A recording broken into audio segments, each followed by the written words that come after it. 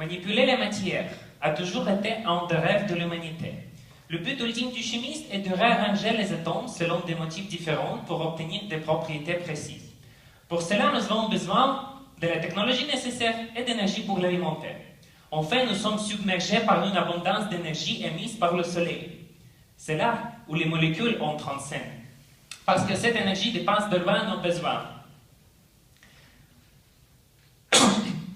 En fait, certaines d'entre elles molécules peuvent absorber à la lumière du soleil et peuvent passer dans un état dit excité lorsque leur énergie est plus élevée. Lorsque dans cet état, leur propriété est totalement différente et peuvent effectuer des transformations qui sont impossibles dans l'état fondamental non excité.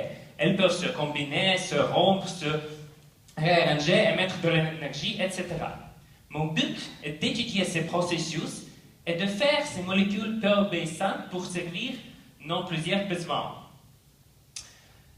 Ces transformations se passent très rapidement et peuvent prendre quelques millionièmes de milliardièmes de secondes, c'est-à-dire quelques femtosecondes.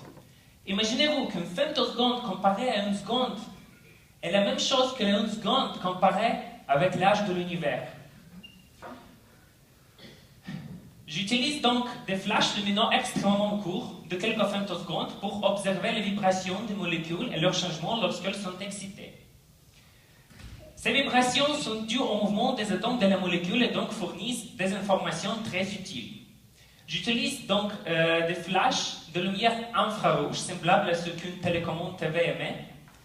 Et les molécules que j'étudie sont impliquées dans un processus appelé photopolymérisation.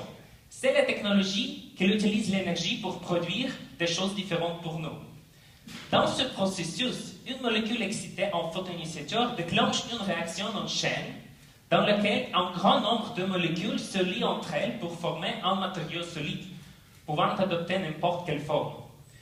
Nous avons démontré que le photoinitiateur, dans son entier, participe à l'absorption de la lumière, mais qu'ensuite, l'énergie stockée peut se concentrer sur une partie plus ou moins grande de la molécule.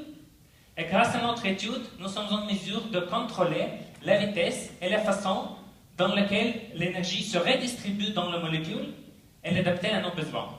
Merci beaucoup.